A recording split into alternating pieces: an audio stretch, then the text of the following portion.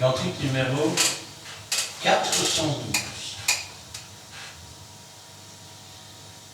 3, 12. L'amour de Dieu m'appelle à lui donner mon cœur. Resterai-je rebelle à la voix du Seigneur? Oh, sans tarder je cède, je te donne mon cœur et veux que tu possèdes mon être entier, Seigneur. La lumière est venue briller sur mon chemin. La croix m'est apparue pour briser mes liens. Oh, sans tarder je cède, je te donne mon cœur et veux que tu possèdes mon être entier, Seigneur. Et maintenant je chante mon Sauveur, mon âme est débordante d'amour et de bonheur. Oh, sans tarder je cède, je te donne mon cœur et veux que tu possèdes mon être entier, Seigneur. Amen. Amen. On va continuer avec le cantique numéro 186.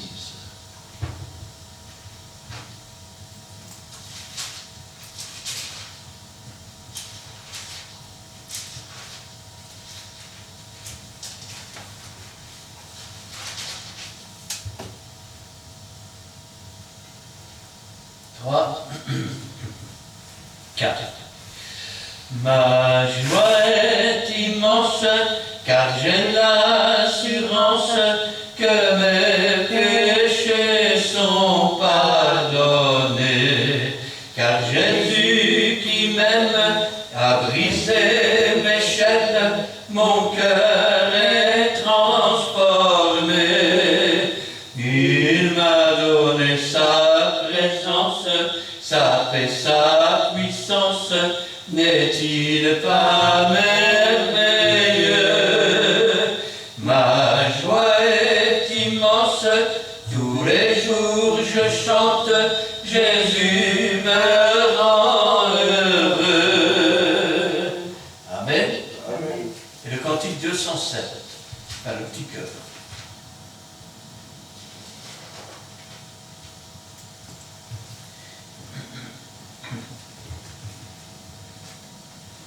Trois, 4.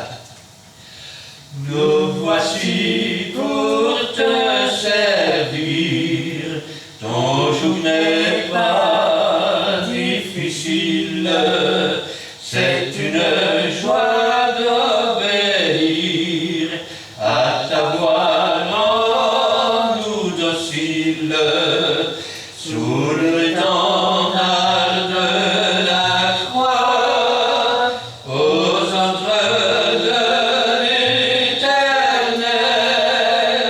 nous sommes les héritiers du ciel.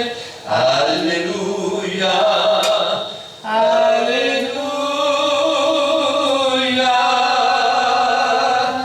Nous voici pour te servir, ton joug n'est pas difficile, c'est une joie d'obéir à ta voix, rends-nous dociles, sous l'étendard de la croix, aux ordres de l'Éternel,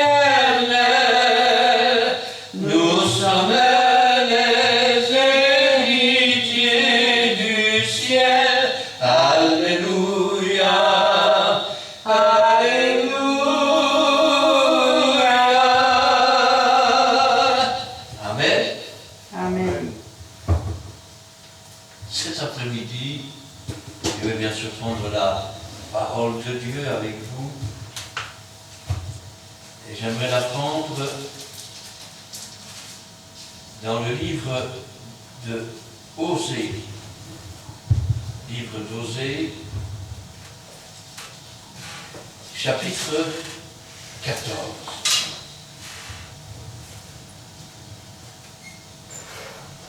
Osée, chapitre 14.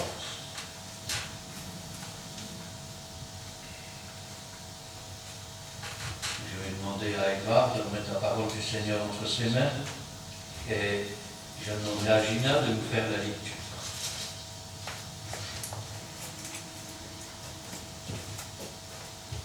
Éternel mon Dieu, mon roi, ta parole confie que l'homme ne vivra pas seulement de pain, mais de la parole de Dieu qui sort de mon Seigneur. Seigneur, nous te bénissons encore, c'est le moment que nous voulons écouter ta parole. Ouvre-nous les oreilles spirituelles ainsi que nous voulons entendre ta voix, ainsi dit l'Éternel. Merci Père Saint d'avoir utilisé fortement l'instrument que tu as choisi. Merci aussi, Père Saint, pour ces moments que nous voulons apprendre ta parole. Nous voulons marcher sur ta parole.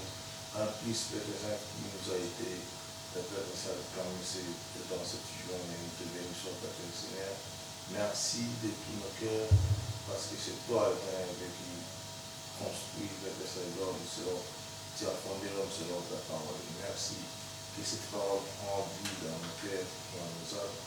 Pour aussi Père, pour nous enseigner aussi les autres. C'est ce que la Bible nous réclame. Enseigne aux autres capables d'enseigner aussi aux autres. Merci de tout nos cœurs dans le nom de Seigneur Jésus-Christ. Amen. Amen. Nous lisons la parole de Dieu dans le livre d'Osée, chapitre 14.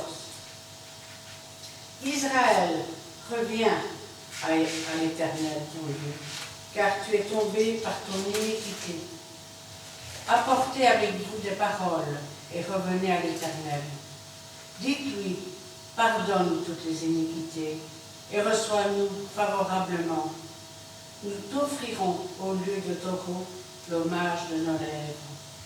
La Syrienne ne nous sauvera pas, nous ne monterons pas sur des chevaux et nous ne dirons plus à l'ouvrage de nos mains notre Dieu. Car c'est auprès de toi que l'orphelin trouve compassion. Je réparerai leur infidélité, j'aurai pour eux un amour sincère, car ma colère s'est détournée d'eux. Je serai comme la rosée pour Israël, il fleurira comme le lys, et il poussera des racines comme le Liban. Ses rameaux s'étendront, ils auront la magnificence de l'olivier et les parfums du Liban. Ils reviendront s'asseoir à son ombre, ils redonneront la vie au froment, et ils fleuriront comme la vigne. Ils auront la renommée du vin du Liban. Éphraïm, qu'ai-je à faire encore avec les idoles? Je l'exaucerai, je le regarderai, je serai pour lui comme un cyprès verdoyant. C'est de moi que tu recevras ton fruit. Que celui qui est sage prenne garde à ces choses, que celui qui est intelligent les comprenne, car les voies de l'Éternel sont droites. Les justes y marcheront, mais les rebelles y tomberont. Amen.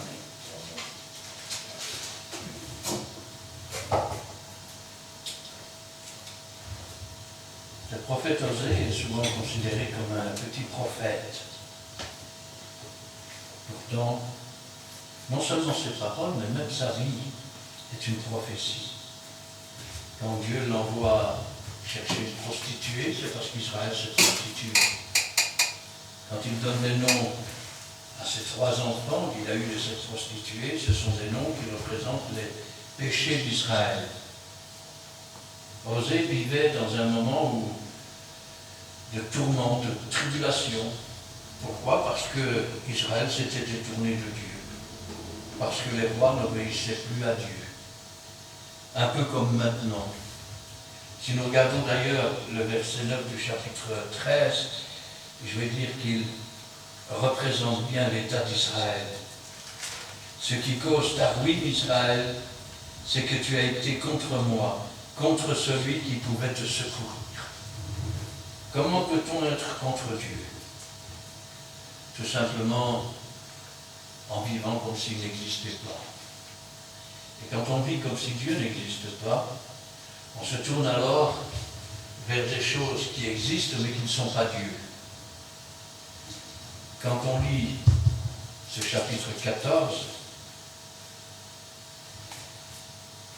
on pourrait le lire simplement comme cela. Pourtant, dans le verset 9, il est dit que celui qui est sage prenne garde à ces choses, que celui qui est intelligent les comprenne, car les voies de l'Éternel sont droites. Le prophète nous demande de faire attention à ces choses. Il nous demande de les regarder. Il nous demande de les mesurer en quelque sorte, de les méditer. Alors, on va prendre le texte en plusieurs parties. La première partie, le prophète ouvre la bouche, Dieu la remplit, et c'est pour reprendre le peuple. Israël, reviens à l'Éternel ton Dieu. Quand il dit reviens à l'Éternel ton Dieu, c'est-à-dire que ce n'est pas quelqu'un qui n'a pas connu l'Éternel, mais c'est quelqu'un qui s'est éloigné de Dieu. Et Dieu lui dit, reviens à l'Éternel, ton Dieu, car tu es tombé. Et il est tombé à cause de quoi? À cause de son iniquité, à cause du péché.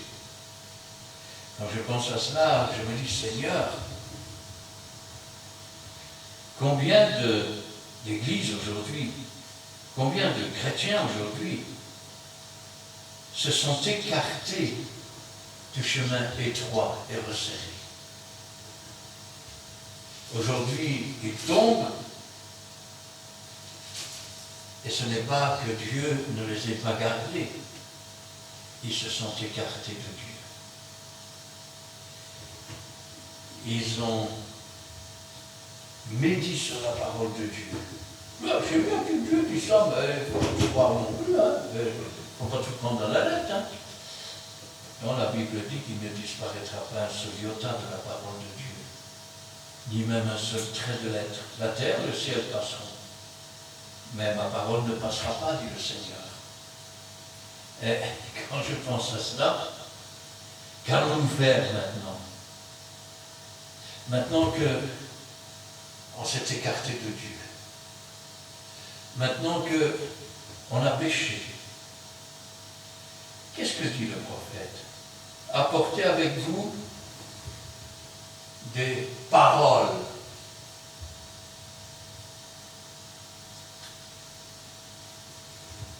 Jésus-Christ est la parole de Dieu faite chair. Quand Dieu est esprit, ceux qui veulent l'invoquer doivent l'invoquer en vérité, en esprit. Quand il est parole de Dieu, que pouvons-nous lui apporter?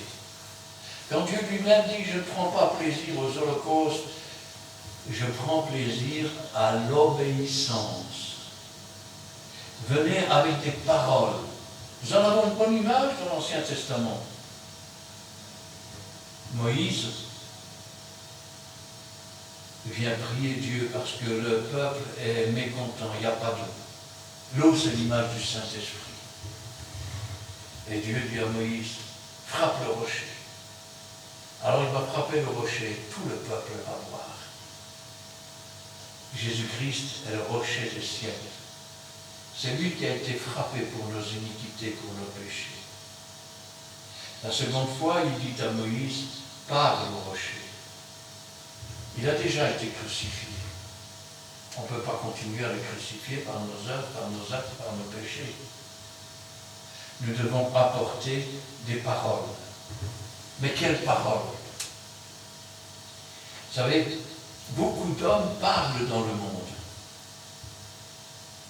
Et souvent, ils disent ce qu'ils ne croient pas. Ils parlent de choses qu'ils ne connaissent pas. Tenez, je me souviens par exemple à la télévision, un expert du monde atomique s'était présenté, et puis finalement on apprend que le gars n'a jamais fait aucune étude scientifique dans ce domaine, qu'en plus il a simplement ouvert une ASBL pour parler des choses atomiques, qu'il est le seul membre, donc son ASBL n'est déjà pas valable, parce qu'il faut être au minimum 3, et en plus, il dit tout et n'importe quoi. Beaucoup de gens parlent comme cela. Dans le langage d'aujourd'hui, on appelle ça des fake news. C'est-à-dire des nouvelles qui sont fausses. Quand on apporte des paroles à Dieu, Dieu sonde les cœurs et les reins. La parole n'est pas encore sur notre bouche qu'il la connaît. On peut tromper un homme, on ne trompe pas Dieu. Alors, quand Dieu dit de revenir de tout notre cœur, ça veut dire aussi que si les paroles ne correspondent pas à notre cœur, c'est du vent. Comme disait le psalmiste, vanité des vanités, tout est vanité. Quand Dieu nous demande de venir avec des paroles, ça veut dire que avant de venir parler et de dire Seigneur, pardonne-nous nos péchés, tout en pensant à soi-même et en disant je ne suis pas pire ni meilleur que les autres, c'est peut-être ça le problème. Parce que Dieu veut faire le peuple le plus honorable de la terre de ses enfants. Pas des gens qui sont ni pires ni meilleurs que les autres. Il veut faire de nous des gens spéciaux. Des gens qui marchent à la lumière de la vie. Des gens qui apportent la lumière autour d'eux et non les ténèbres. Venez avec des paroles. Alors, nous pouvons venir avec des paroles ou avec un bâton. Si nous nous rebellons contre Dieu, nous venons alors avec le bâton pour le frapper. Rappelez-vous que même Pilate avait un choix. Il avait d'un côté le Fils de Dieu et de l'autre côté le fils d'un père qui était meurtrier. Dans son nom, Pilate, déviation, Pilatus, donne deux significations. Ou c'est celui qui prend la lance, ou c'est celui qui prend le pileux, c'est-à-dire, ou le pilon qui est la lance, ou le pileux qui est le bonnet d'esclave affranchi. Il a un choix à faire. Ou il prend la lance contre Jésus, ou il prend le bonnet d'esclave affranchi et devient parfaitement libre. Il pensait qu'en se lavant les mains, ça ne le concernait plus. Beaucoup de gens pensent que Dieu ne les concerne pas. Mais quand ils sont aux derniers instants de leur vie et que les masses ténébreuses viennent pour chercher leur âme et la jeter dans la fournaise ardente, dans la géhenne, dans le séjour des morts, là où il y a des pleurs, des grincements de dents, là où le riche disait « Va dire à mes frères pour qu'ils ne viennent pas ici, car je souffre cruellement. » Nous devons venir avec des paroles vraies. Pas des paroles hautaines. Seigneur, je jeûne 2 fois la semaine, je donne ma dîme. Dieu n'a rien à faire de tout cela. Si tu regardes les autres et que tu commences à dire « Je te remercie que je ne suis pas comme celui-là », comment peux-tu dire que tu aimes Dieu que tu ne vois pas si tu n'aimes pas ton frère que tu vois? Apporter des paroles. Et je pourrais ajouter des paroles sincères. Revenez à l'Éternel. Approchez-vous de Dieu et il s'approchera de vous. Quand tu fais un pas pour Dieu, tu en fais 10.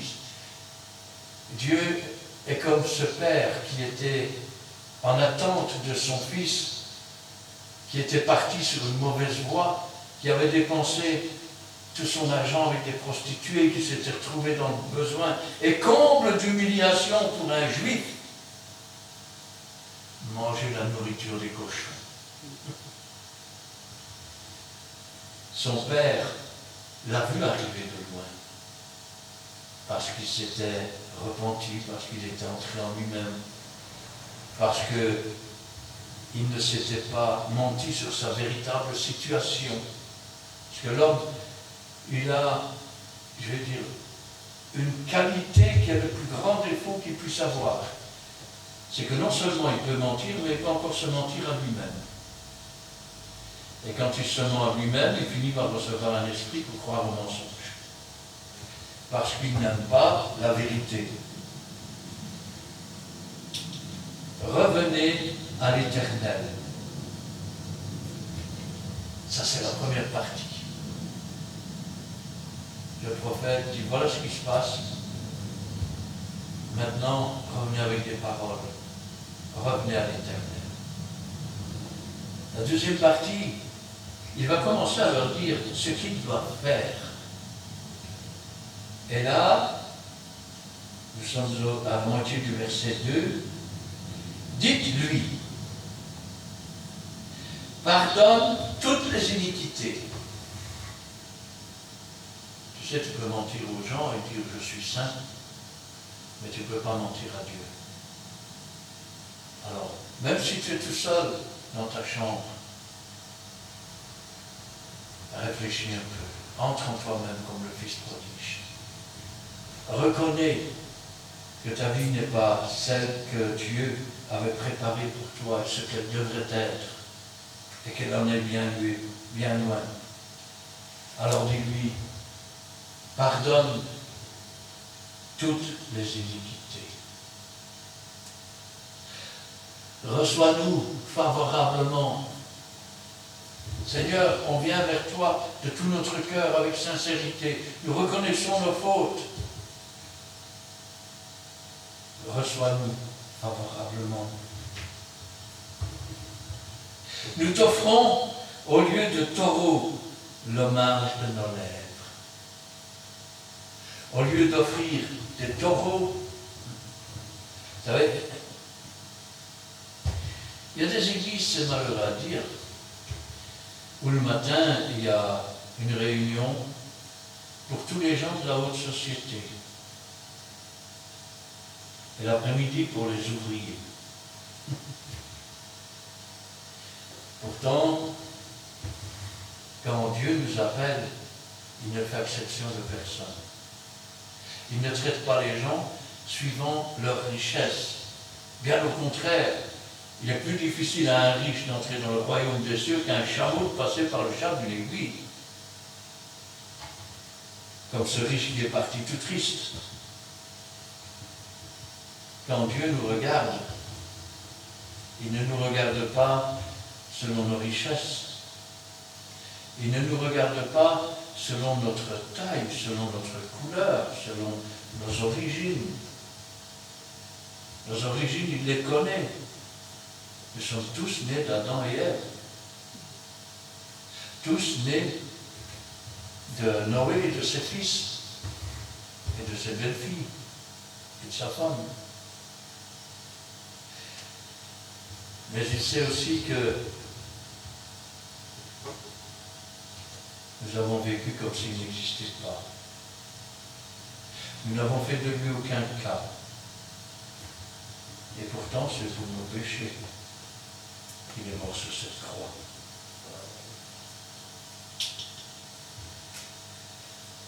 Nous t'offrirons, au lieu de taureau, l'hommage de nos lèvres. Vous savez que celui qui fait des faveurs parce qu'il reçoit de l'argent ou des présents est quelqu'un qui n'est pas juste. Parce que Dieu a le même jugement pour le riche et pour le pauvre. Rappelez-vous que dans l'histoire du riche et de Lazare, Lazare était un homme pauvre. Il avait des ulcères, c'est un peu comme des péchés dans sa vie. Et les chiens venaient les lécher. Le chien, c'est celui qui est retourné à ce qu'il a vomi. Il venait les mettre en évidence. Ils s'en régalaient. Le riche, lui, menait brillante et joyeuse vie. Ce n'est pas au nombre de taureaux que l'on apporte que Dieu va nous juger. Ce n'est pas au matériel que nous apportons que Dieu va nous juger. Que servirait-il à un homme de donner toute sa fortune pour l'œuvre de Dieu si son cœur n'est pas attaché à Dieu, si son âme n'est pas attachée à Dieu? Dans le monde, les hommes se laissent acheter. Il y a des hommes qui se vendent pour de l'argent. Il y a des femmes qui se vendent pour de l'argent. Mais Dieu, on ne l'achète pas.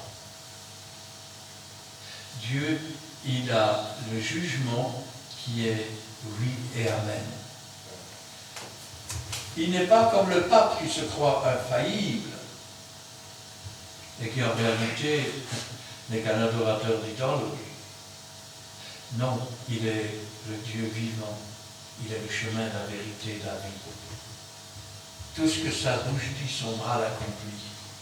Parce que lui est le seul qui ne se trompe jamais. Les hommes parfois lisent les passages de la Bible, mais n'étant pas bien inspirés par le Saint-Esprit, n'étant pas vraiment attachés au Seigneur, s'étant reculés du Seigneur à cause du péché, la lumière ne se fait pas jour dans les paroles. Et à ce moment-là, les passages de la Bible commencent à être tronqués. Certains pasteurs prêchent l'homosexualité, d'autres l'adultère, d'autres, après tout, Dieu a dit qu'il prendrait soin de nous, donc on peut devenir fainéant. Il est pourtant bien marqué, un peu de repos, un peu de sommeil, et la pauvreté viendra te surprendre. Quant aux richesses, Dieu l'a bien dit, il vaut mieux une tartine de pain sec avec la paix qu'un gros beefsteak avec la guerre. Nous t'offrirons au lieu des taureaux l'hommage de nos lèvres. Voilà ce que Dieu nous demande de dire, ce que le prophète conseille de dire. Plutôt que d'apporter à Dieu, tiens Dieu, offrons-nous d'abord sur l'autel de Dieu. Offrons des paroles. Quand vous êtes fâché avec quelqu'un, ce n'est pas en silence et avec des cadeaux qu'on va atténuer cela. C'est avec des paroles. Avec des paroles. L'assyrien ne nous sauvera pas. L'assyrien ici, c'est l'image du diable, de celui qui veut détourner de Dieu. Nous ne monterons pas sur des chevaux. Autrement dit, nous ne comptons pas sur notre force ou sur la force de notre armée ou de nos biens. Et nous ne dirons pas à l'ouvrage de nos mains notre Dieu. Nous ne dirons pas aux postures, aux statues, tu es notre Dieu. Car ce sont des morceaux de création. Dieu a fait l'homme. Comment l'homme pourrait-il faire un Dieu? Car c'est auprès de toi que l'orphelin trouve compassion. C'est auprès de toi que l'orphelin trouve compassion. Dieu nous a adoptés. Dieu a fait de nous des frères et des sœurs de Jésus.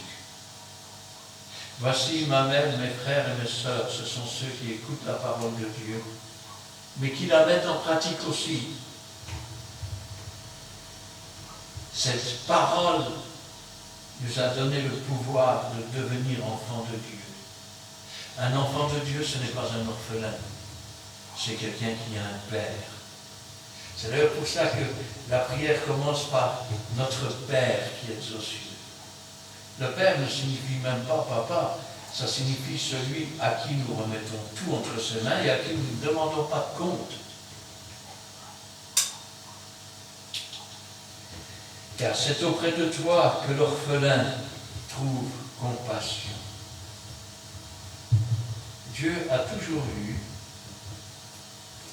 de la compassion, c'est-à-dire il prend part à la souffrance, à la douleur des veuves, des orphelins, des estropiés.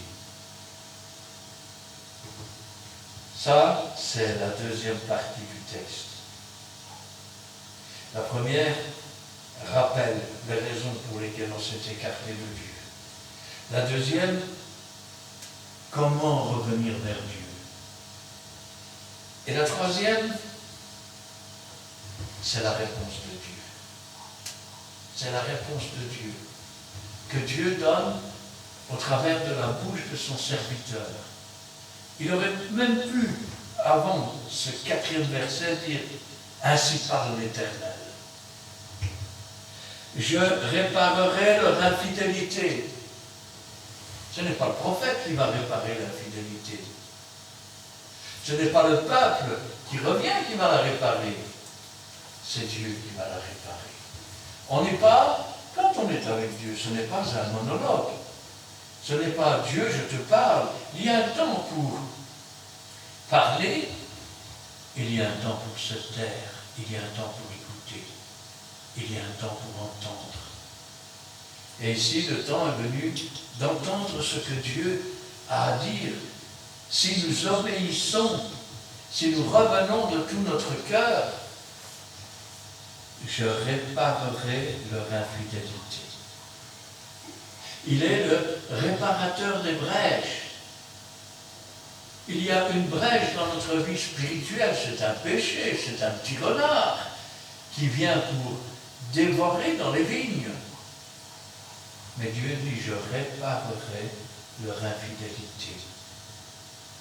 J'aurai pour eux un amour sincère. Car Dieu a tant aimé le monde, et il aime tant le monde, qu'il a donné son Fils unique, afin que quiconque croit en lui ne périsse pas, mais qu'il ait la vie éternelle. J'aurai pour eux un amour sincère. N'oubliez pas qu'il y a une condition. Il faut que la repentance aussi soit sincère. Car ma colère s'est détournée d'eux. Dieu a eu un moment de colère. Un moment où Israël a souffert à cause de ses péchés.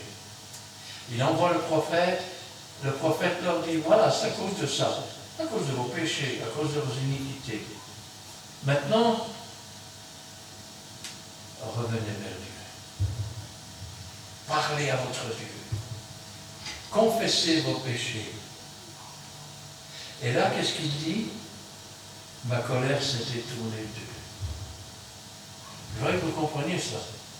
Quand Dieu a envoyé le prophète, il n'a pas envoyé le prophète pour punir Israël, il a envoyé le prophète pour ouvrir les oreilles du peuple, pour que le peuple comprenne la gravité de ses péchés, pour qu'il se repente. Quand vous avez un ennemi, votre ennemi s'approche de vous. Soit il envoie des combattants qui vont venir vous faire la guerre, soit il envoie un émissaire. Et l'émissaire va mettre les conditions. Pourquoi envoie-t-il un émissaire? Pour mettre les conditions. C'est parce que déjà il veut pardonner. Parce que déjà il veut renouer avec son peuple. Vous pouvez remplacer Israël. Israël, ça veut dire lutteur avec Dieu. Si tu es un enfant de Dieu, tu luttes avec Dieu. Tu peux remplacer le peuple. Nous sommes le peuple de Dieu par nous-mêmes. Car ma colère s'est détournée d'eux. Notre Dieu qui ne se lasse pas de pardonner. Je serai comme la rosée pour Israël. Il sera comme le rocher qui donne de l'eau à son peuple. Il sera comme celui qui baptise les lutteurs avec Dieu de son Saint-Esprit. Il est celui qui va rafraîchir les âmes au milieu de ce monde qui est un désert. Il fleurira comme le lys.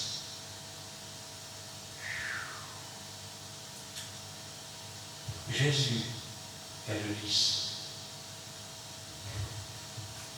Dans le livre des Cantiques des Cantiques, il est le lys. Et regardez ce qu'il dit. Il fleurira comme le lys.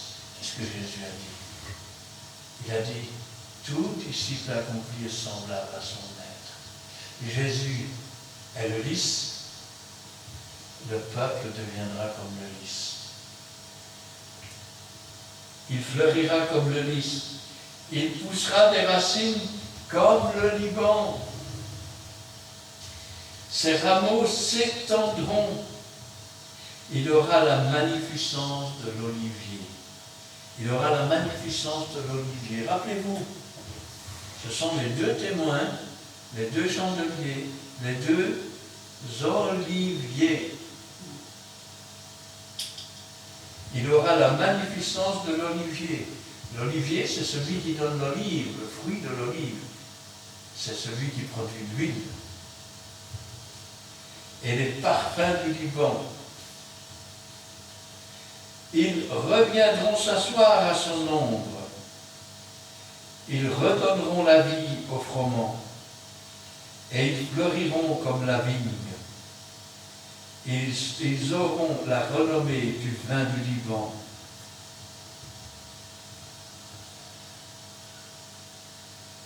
Qu'est-ce qu'il peut reprocher à ce peuple, entre autres, outre ses péchés? Ephraïm, qu'ai-je encore à faire avec les idoles? Qu'est-ce que j'ai encore à faire avec les postures, les statues? Tu l'amènes dans ta maison. Si elle peut, si tu ne la portes pas, elle va brûler dans ta maison. Si ta statue est grande, quand tu la casses, tu verras que c'est du plâtre avec des grillages dedans et parfois des vieux chiffons ou des vieux journaux. Et c'est devant ça que tu t'agenouilles. Ephraïm, qu'est-ce que j'ai encore à faire avec les idoles?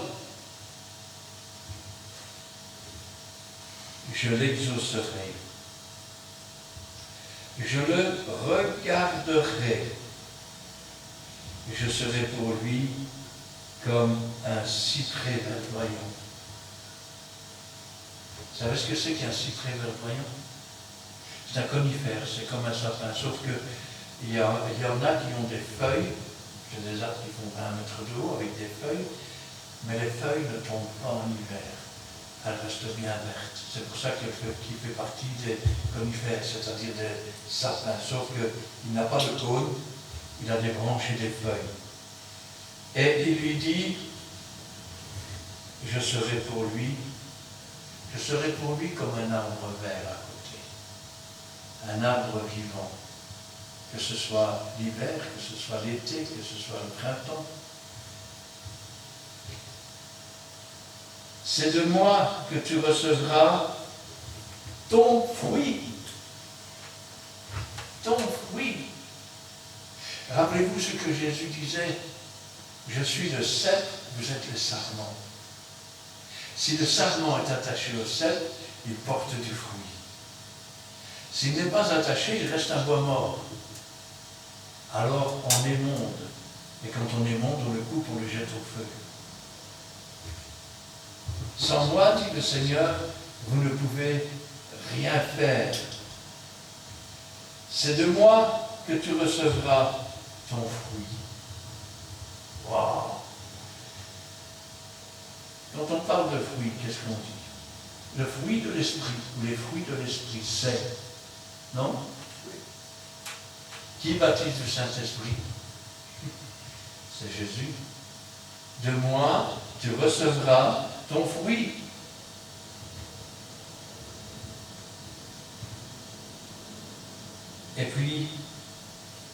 la révélation du Seigneur s'arrête. Nous avons le prophète qui a d'abord parlé, puis nous avons le Seigneur qui s'adresse au peuple au travers du prophète, et ensuite, il donne maintenant les paroles au prophète pour enseigner le peuple. C'est de moi que tu recevras ton fruit, dit-il, mais après, que celui qui est sage prenne garde à ces choses.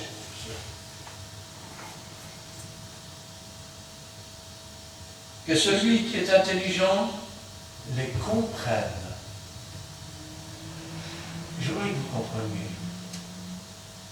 Il ne leur dit pas, si des fois vous êtes suffisamment sage ou si vous êtes intelligent, peut-être qu'alors vous comprendrez. Ce n'est pas une supposition, ce n'est pas un point d'interrogation. C'est un point d'exclamation. C'est un commandement. Tu es sage, tu as compris, tu t'es repenti. C'est bien. Prends garde à ces choses. C'est un commandement. Que celui qui est intelligent, Dieu t'a donné l'intelligence pour comprendre. Alors comprends ces choses. C'est un commandement. Ce n'est pas, oui, peut-être, on ne sait pas, on ne sait jamais, ça va dépendre. C'est un commandement. Quand Dieu donne un commandement, il donne tout ce qu'il faut avec pour le mettre en pratique. Car les voies de l'Éternel sont droites. Les voies de l'Éternel sont droites. Le chemin de la désobéissance est tortueux. La Bible nous dit qu'il est large et spacieux, que beaucoup prennent ce chemin. Mais que le chemin de la voie droite est étroit, resserré, et que peu sont ceux qui le trouvent. Pourquoi il y en a peu qui le trouvent? Parce qu'ils n'ont déjà pas ni l'intelligence ni le bon sens de dire avec leur statut, ce que j'ai dans la main c'est du mensonge, et ils ne sauveront pas leur âme. Ils n'ont pas l'intelligence et le bon sens d'entrer en eux-mêmes comme le fils prodigue et de dire, oui c'est vrai, dans le fond Dieu dit ça, et moi c'est comme ça. Et moi... Tant que tu n'entres pas en toi-même, tant que tu ne fais pas le bilan de ce qui va et de ce qui ne va pas avec ton Dieu, tu ne pourras pas te repentir, tu ne pourras pas comprendre. Alors quand tu vas entendre, ah, aujourd'hui le pasteur il a parlé pour celui-là et pour celui-là. Je ne parle pas pour celui-là et celui-là, je parle pour moi, je parle pour toi. Je parle pour chacun de nous.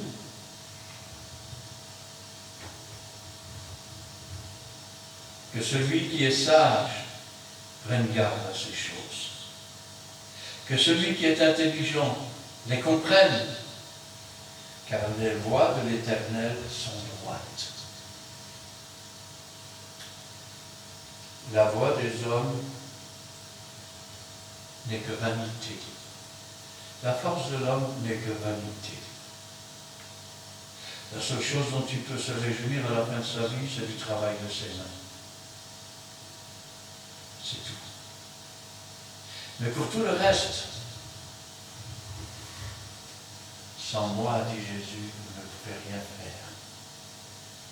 Mais, si Dieu est avec nous, nous sommes alors plus que vainqueurs. Car qui sera contre nous? Qui peut nous ravir de la main du Seigneur? Si je vais en dessous de la montagne, Dieu est là. Si je descends au séjour des morts, il y est.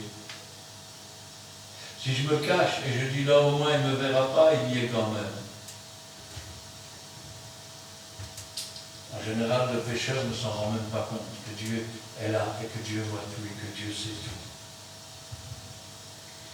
Les justes, ils marcheront. Nous aurions même pu changer la phrase, les justifiés. Ceux qui sont revenus au Seigneur, ceux qui ont reconnu leur péché, ceux qui se sont détournés des voies de mensonge, de la religion du mensonge, ceux qui ont à nouveau regardé la parole de Dieu et n'ont pas dit oui, mais il ne faut pas exagérer, Dieu dit ça, mais des personnes qui ont pris à cœur la parole de Dieu. Les justes y marcheront. C'est pour ça qu'il est dit, cherchez l'Éternel pendant qu'il se trouve, invoquez-le tandis qu'il est prêt. S'il n'était pas prêt, son prophète ne serait pas en train de parler. Et Dieu lui-même n'interviendrait pas dans la bouche du prophète pour annoncer les promesses. Que le méchant abandonne sa voie, qu'il retourne à l'Éternel, à notre Dieu, qu'il ne se lasse pas de pardonner. Mais les rebelles, ceux qui se croient plus intelligents que Dieu, mais vous ne comprenez pas, c'est la Sainte Vierge. Montre-moi l'appareil photo qui a fait une photo de la Sainte Vierge. Tiens, il y a un Léon là, reviens Léon, il y a le même à la maison. Il y a un Léon, il a une bague, il paraît qu'il y a l'image de Saint-Pierre. Qui a déjà vu l'image de Saint-Pierre? Qui a fait une photo de Saint-Pierre? Qui a dessiné Saint-Pierre? Personne.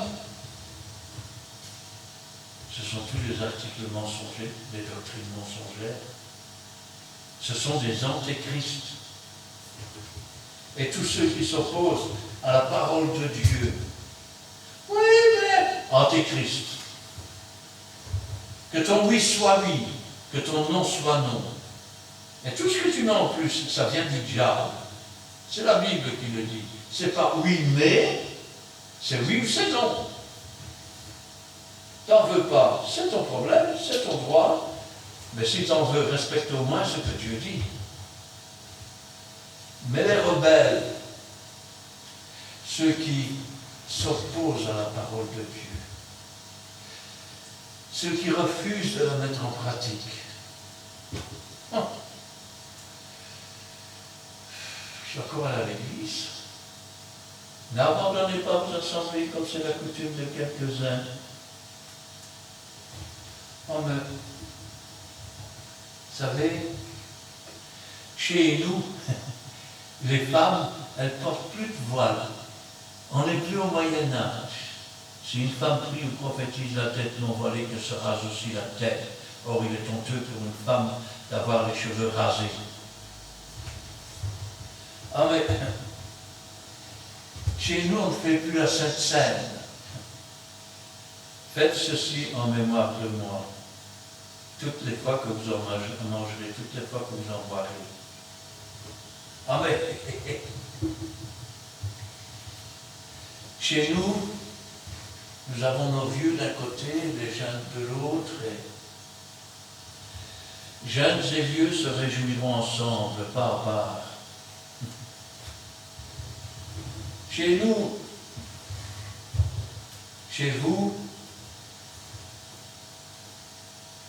qu'est-ce qu'on en a à faire chez vous? Qu'est-ce qu'on en a à faire chez moi? Ce qui compte, c'est ce que Dieu dit. Ouais, mais il danse! En tête vont les chanteurs. Ensuite, ceux qui jouent des instruments. Ensuite, les jeunes filles qui dansent avec des tambourins. Que dois-je encore dire? Chez nous, la dîme est obligatoire.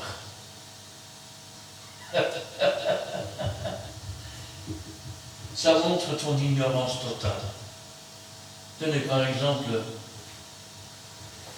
Abraham a donné de sa propre volonté la dîme de tout à Melchisédek. Melchisédek, type du Saint-Esprit, a fait apporter le pain et le vin. Il n'a pas apporté le pain et le vin, il l'a fait apporter. Ainsi, le Saint-Esprit, où Jésus s'est offert selon la manière ou l'ordre du Saint-Esprit sur cette croix du Calvaire. Quand Jacob a vu l'échelle, il a dit, c'est ici la maison de Dieu. Si tu me fais revenir, et que je suis sain et sauf, je te donnerai la 10e partie de tous mes revenus. C'est lui qui a décidé de donner. Avez-vous lu qu'il l'a donné quelque part? Non. En s'engageant, il s'est engagé pour ses descendants. C'est la raison pour laquelle Dieu a dit à Israël qu'il devait donner la dîme de tout ce qu'il produisait. Et Dieu ne le mangeait pas, Dieu le faisait distribuer avec les veuves, avec les orphelins, avec les estropiés. Ah, mais si vous dites ça, frère, on est ruiné. Là où règne la vérité, règne aussi la puissance de Dieu.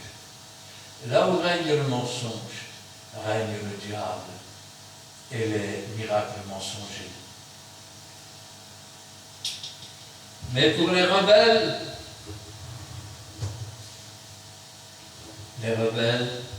ils tomberont. Vous savez, le Seigneur, c'est comme une pierre.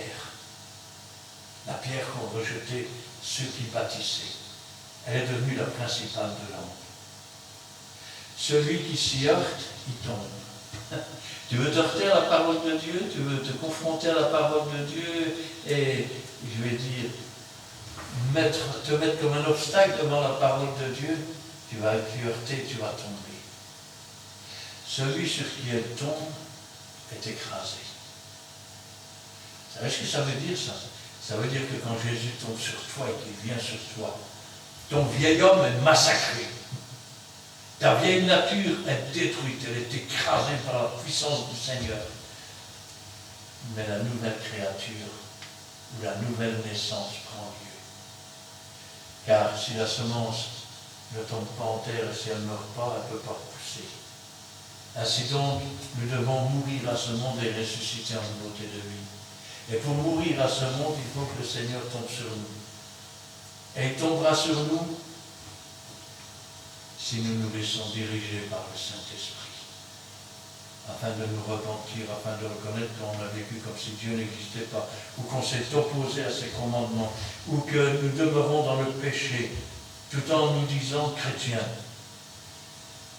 Et là, si nous revenons, toutes les promesses que Dieu a faites seront pour nous.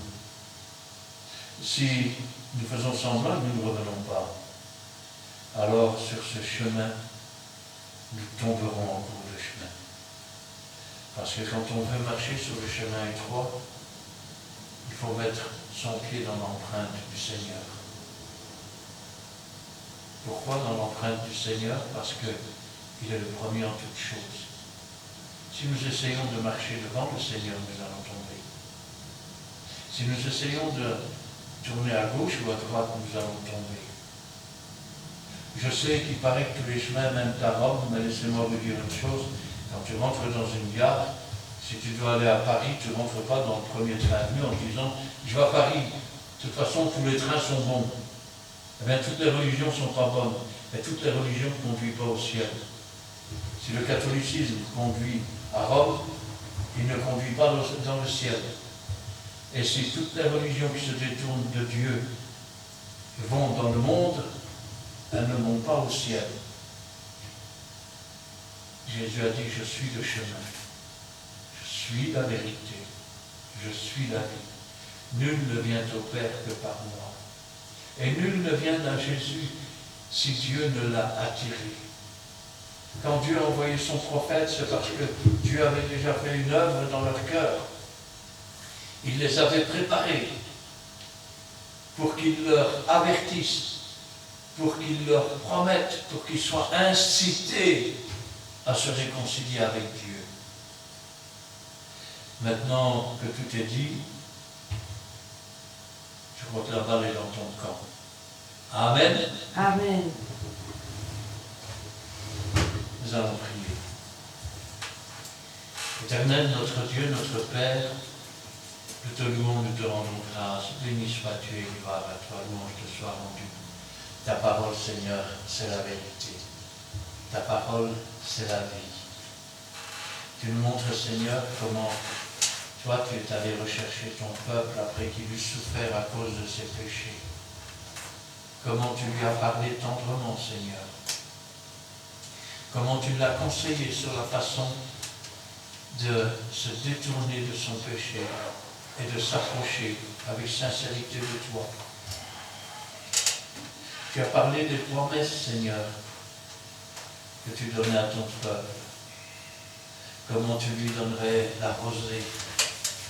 Comment tu le ferais reverdir, Seigneur. Comment tu serais là à côté tous les jours. Béni sois-tu et gloire à toi pour ta miséricorde, pour ta bonté, pour ton amour. Que ta parole ainsi ne retourne pas à toi sans avoir fait ta volonté et que toute la gloire t'en revienne. Gloire au Père, gloire au Fils et gloire au Saint-Esprit. Amen. Amen. Merci Dieu Tout-Puissant pour ta parole. Merci. Ta parole est venue. Amen. Nous te disons merci. Oh, tu as encore parlé dans ce jour de ta sainteté. Merci Dieu Tout-Puissant. Que celui qui est sage qui puisse garder ces choses éternelles que tu nous as révélées aujourd'hui.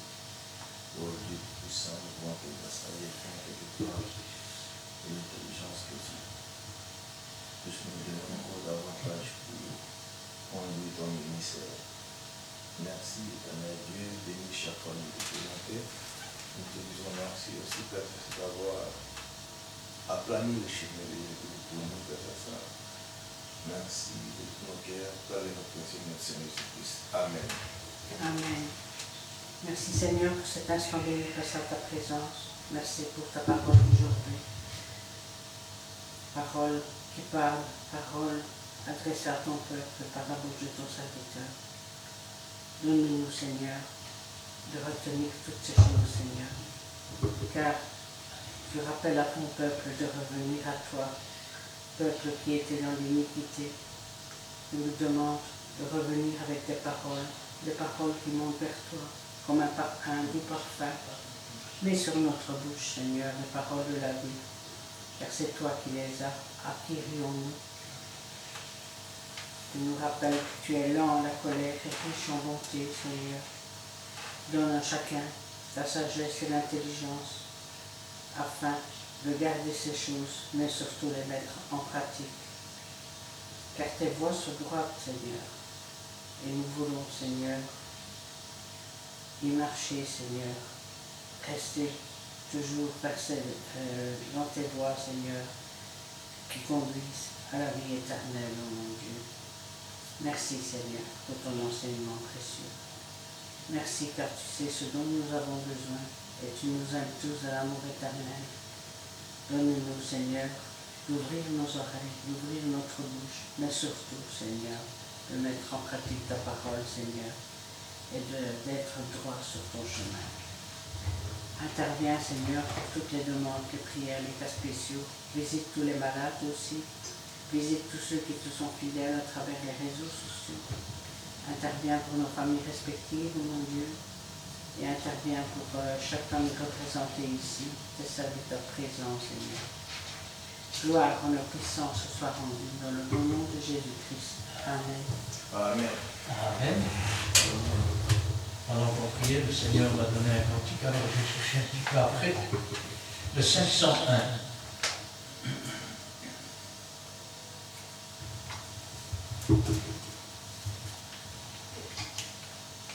Cantique numéro 501.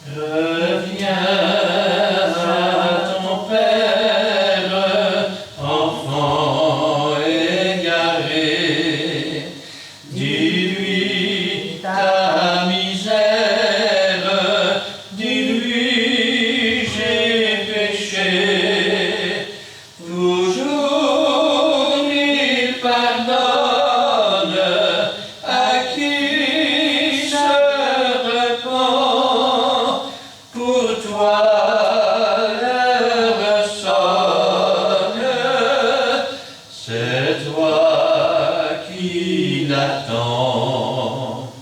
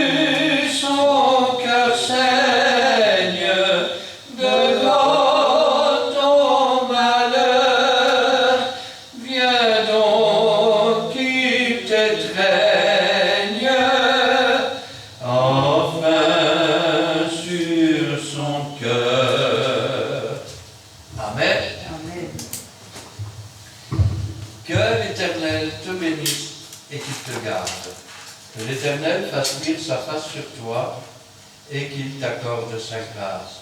Que l'Éternel tourne sa face vers toi et qu'il te donne la paix. Amen Amen. et Amen. Nombre 6.